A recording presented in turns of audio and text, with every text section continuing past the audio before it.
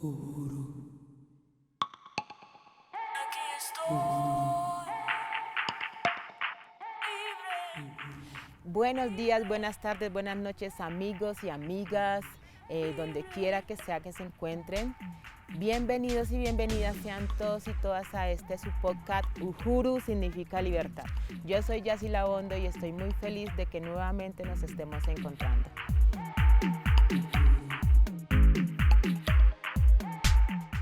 Este año sufrimos una epidemia que se convirtió en pandemia y que a todos de una u otra manera nos tocó, dejando como saldo hasta el día de hoy 1.770.000 personas muertas en todo el mundo y 42.200 personas muertas en nuestro país, Colombia.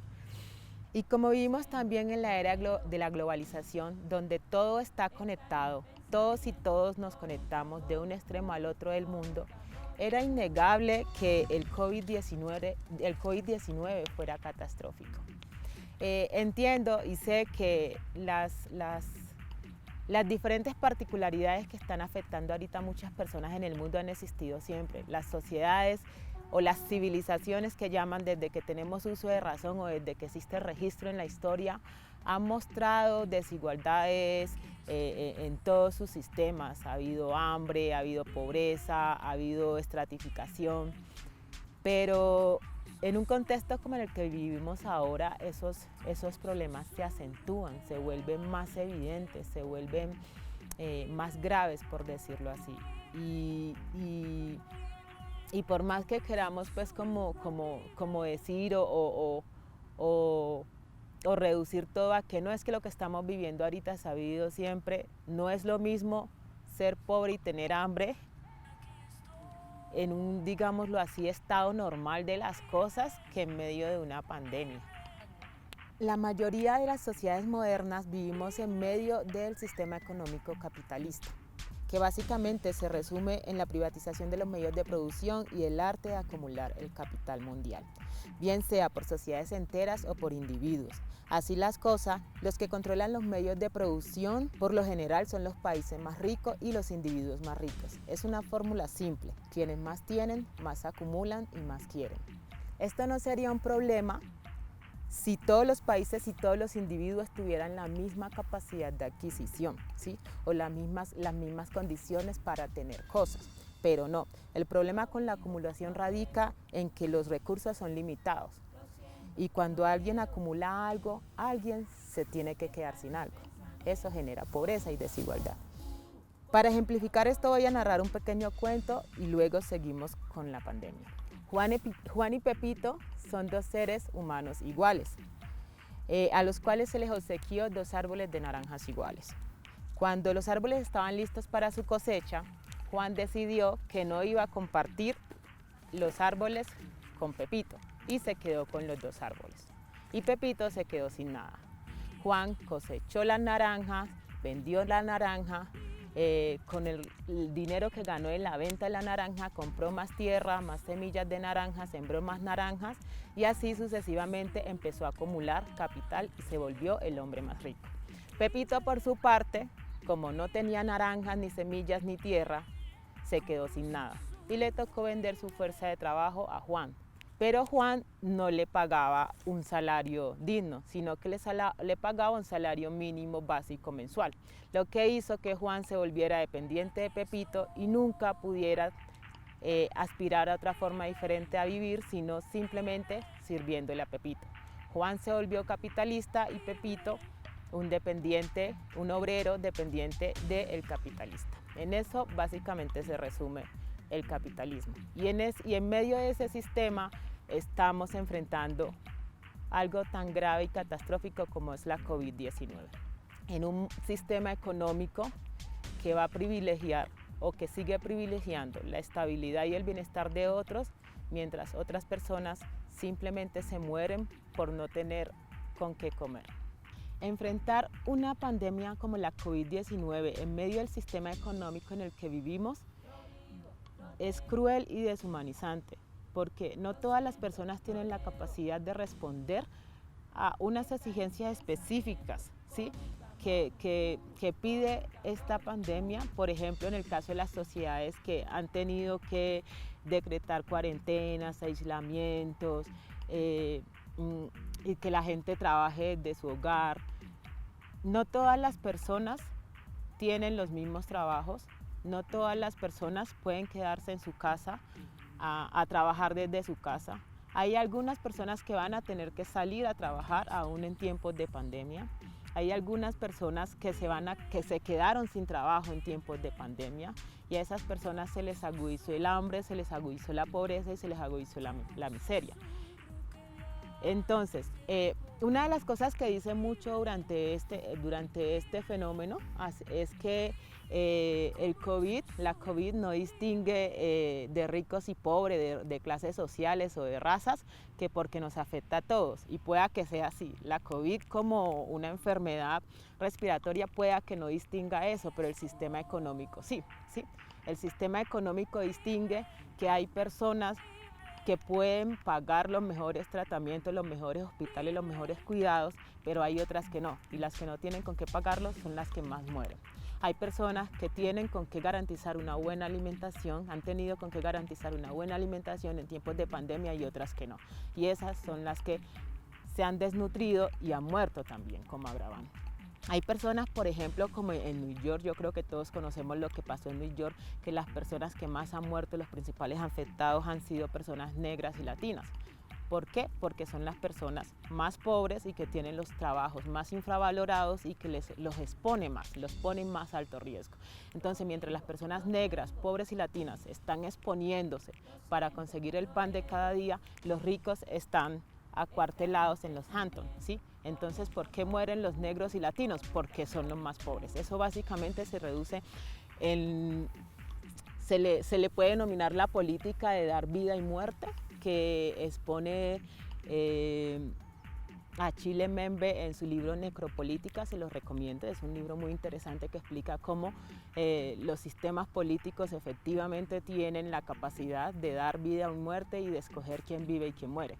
Lamentablemente, dentro del sistema en el que vivimos ahorita, esto se vuelve muy evidente, y esta teoría del filósofo camerunés Achille Mbembe cobra mucha fuerza. Sumado a todo lo anterior, la COVID-19 también ha agudizado muchos otros problemas. Sabemos que hay muchas muertes, ¿sí? Bien sea por la COVID, bien sea por otras causales que están permanentes en nuestras vidas, ¿sí?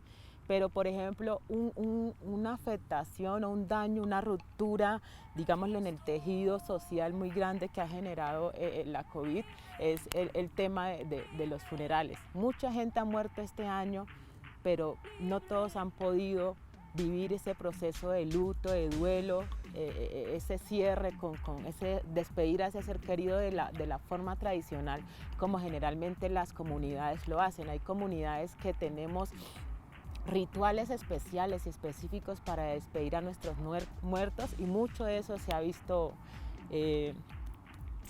roto, quebrado de cierta manera por las restricciones a causa del COVID. Por ejemplo, que a un funeral no puedan asistir todas las personas de una familia por el aforo dispuesto, por ejemplo, para entrar a una funeraria o a un cementerio, que un familiar no se pueda movilizar a despedir su otro familiar, el familiar que se murió porque las condiciones de movilidad no lo permiten, o las mismas condiciones económicas generadas por la pandemia. Que, por ejemplo, en el caso de las personas que mueren por COVID, que estas personas en muchos casos no se les puede hacer ni siquiera un funeral, no se les puede hacer, ni un velorio, no se les puede velar, como es algo que nosotros consideramos tan humano, tan natural, y que eso no se puede hacer.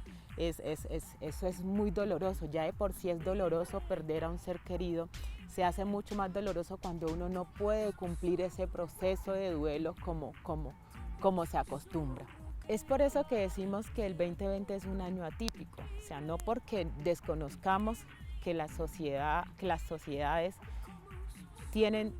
han vivido siempre con los problemas que estamos enfrentando ahorita. Yo creo que todos somos conscientes de que el sistema en el cual vivimos es un sistema injusto, es un sistema egoísta, es un sistema bastante individualizante, ¿sí? Y esa individualización hace que los seres humanos también pierdan la capacidad de compartir. Pero el punto es que creo que fue tras de los problemas en sí que encierra vivir en un sistema como en el que vivimos, ¿sí? Regido, digamos, por este modelo capitalista, por decirlo así, lo de la pandemia lo agrava más. Y si ponemos, por ejemplo, otro caso, nos vamos a la Navidad. O sea, la Navidad es un espacio en el que todos queremos estar como familia, disfrutar como familia, compartir como familia, pero hay familias que no van a tener que compartir ni qué disfrutar, ¿sí? Ni con quién compartir, porque hay familias que han perdido más de un miembro de su familia en este año y por esa enfermedad, ¿sí?